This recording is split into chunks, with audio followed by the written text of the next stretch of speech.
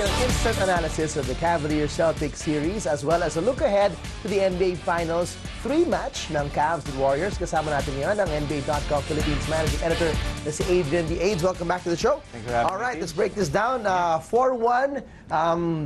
After the first two games, a lot of people thought it was going to be a sweep. Yep. The Celtics got one big win on the road pa, but yet the Cavs closed it out again. On the road again, Yes. as well as Boston. Coming into this game, after you saw what they did in game number 4, anong inaasahan mo sa Cavs in terms of having a potential closeout game today? You wanted to look at kung ano yung laro ni Kyrie Irving because a lot of people were wondering kung na-injure talaga siya nung natapilok yung ankle niya. Yep. People want to see if Kevin Love would be able to keep rolling. And of course, people want to see how LeBron would react because in game 4, he had those 4 fouls in the first half.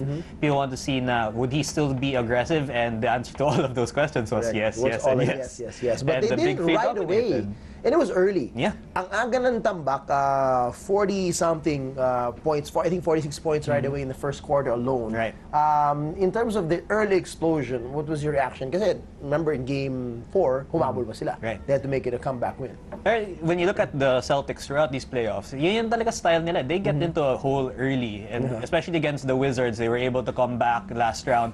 But when you're up against the Cavs, and number 1, you're up against the Cavs. Number 2, you don't have Isaiah Thomas. Correct. That kind of situation, super hirap to come back if you don't have Marcus Smart waxing hot from 3, if you don't have LeBron James with those fouls, mahirap ka talaga to catch up. And because of that, they were in a hole early. They were never able to make this a game, unfortunately. And interestingly, the Cavs just kept putting on the pressure. They kept stepping on the gas pedal.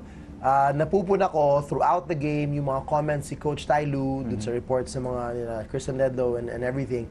He didn't want to look at the score. He just wanted perfection every single play.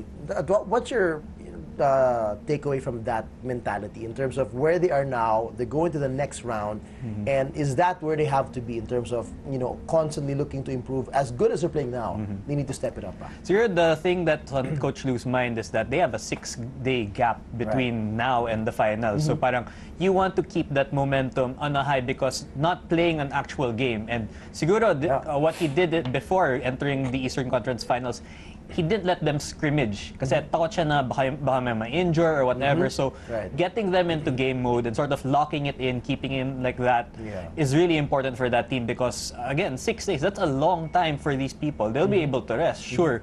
Pero yung on the court, a lot of people now are saying na 6 days yung rest ng Cavs, 9 days rest ng Warriors. Game 1 might be a very rusty affair. Coach Ty Lue had a controversial statement a couple of days ago. He said that these Celtics are actually more difficult to defend because they run more complicated sets. Sabi niya, Brad Stevens runs bleep stuff I've never seen before, things like that. Was this just, Saiwar, or do you think he meant it? And when I say this, do you think that this series, regardless of the score, prepared them for the Warriors somehow in terms of defense? Because remember, towards the latter part of the season, that was the biggest knock on them. Right. Are they good enough defensively to have a chance to defend their title? Siguro, it's true in the sense na unpredictable siya kasi wala si Isaiah Thomas, and they run so much stuff through him, and so when you take him out of the equation and you insert someone like Marcus Smart, it changes not only the starting 5, yung buong rotation na bago na, and we've seen the Celtics just put in random guys. Gerald Green had a stint. Amir Johnson came back in this game. Jonas Jerebko had a great performance in game 3. Jaylen Brown, the rookie too. Jaylen Brown also. So in that sense, unpredictable nga siya. But I think also na he was also referring to the fact na when they go play against the Warriors, alam nila, it's Curry, it's Durant, Draymond Green is setting things up, and if you let Klay Thompson get an inch of daylight, he's going to shoot. So you know who the big 4 are. But when it goes to the Celtics, hindi mo alam kung sino magsa-step up. Could it be Avery Bradley? Will Marcus Smart have a great shooting night again? So it's sort of a way for him to say, guys, stay on your toes kasi hindi natin alam kung sino yung puputok dito. Remember when they lost game number 3, LeBron James said that he actually preferred to have lost now, of course, in the finals, para matesta sila. They know how to bounce back from a loss. They'll have some adversity, that they're not sweeping all the way and possibly be overconfident or too confident, whatever. Do you think that loss as LeBron said, is something that might matter to them and might help them actually the way they've been able to turn things up in Game 4 and Game 5. I think so. Pero for me, I think more interesting nga yung sa Game 4, when he had that foul trouble, he wasn't as active when he came back on defense. Kasi that forced someone like Kyrie Irving to step up. Kevin Love has been stepping up throughout the series.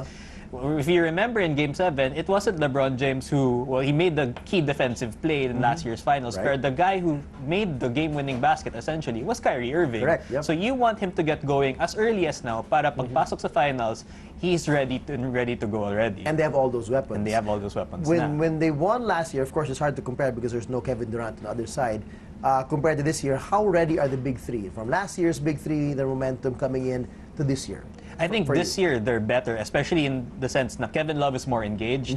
At the start of the Eastern Conference Finals, sinabi ni Coach Tu na he's going to really make sure na he gets the touches. And in this season, I think through all the 5 games, double-double in production niya.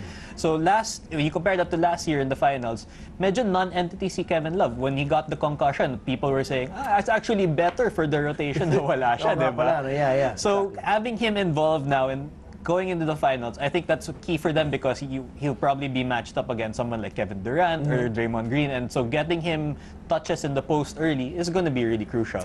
Supporting cast, how ready are they now? Of course, you got Tristan Thompson back, but they've got some new faces that are in the mold this year that are taking away the playing time of guys like Richard Jefferson and Channing Frye from last year. Kyle Korver, Deron Williams, first time in the finals as well. So I guess that must matter for something, yung hunger nila to be there. How ready are they to step it up?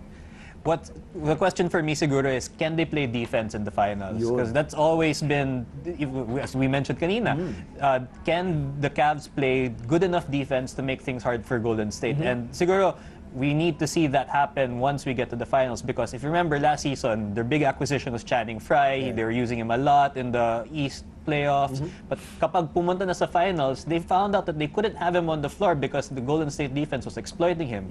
So we might get a similar case na, okay, we can't put Korver on the floor because he can't stop Klay Thompson. We can't put Deron Williams on the floor because he can't stop Steph Curry.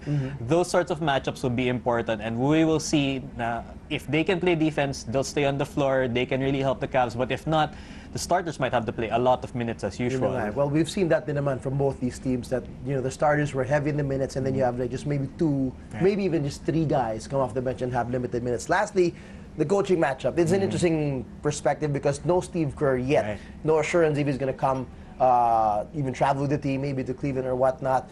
Ty Lue, a year matured, the defending champion. How do you see this matchup between him and the former Cavs coach, Mike Brown? I want to see how Mike Brown reacts in the first game back when they go to Cleveland.